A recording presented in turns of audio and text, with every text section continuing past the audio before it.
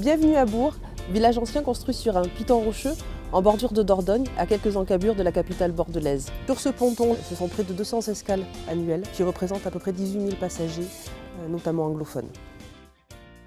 Les touristes vont pouvoir découvrir dans un premier temps le village ancien de Bourg, avec ses portes et ses remparts du Moyen-Âge, pour ensuite découvrir l'ensemble du territoire, composé notamment du moulin de Lansac, de la grotte préhistorique de Père-non-Père et aussi de la route de la Corniche. Ils apprécient de pouvoir allier et le patrimoine bâti et le patrimoine viticole.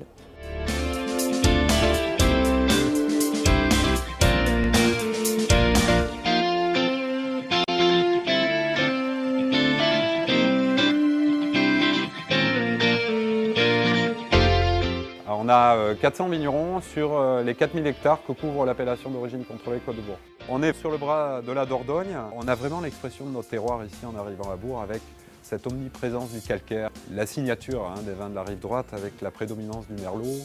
Et sur nos hauteurs, sur les dépôts de graves, on va avoir l'implantation du cabernet sauvignon, du cabernet franc. Et la particularité de l'appellation d'avoir le pourcentage le plus élevé en balbec du bordelais.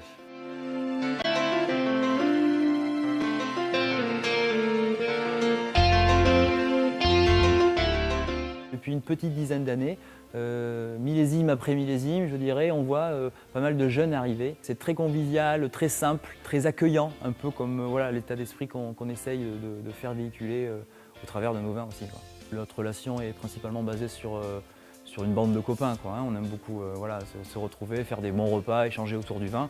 Et puis aussi, du coup, participer aux actions un petit peu dynamisantes de l'appellation. Les Côtes de Bourg représentent maintenant une force vive. Côte de Bourg, rive droite de Bordeaux, la rivière, c'est romantique, c'est des souvenirs. Et puis de rencontrer directement le viticulteur, on est des familles, enfin c'est nous.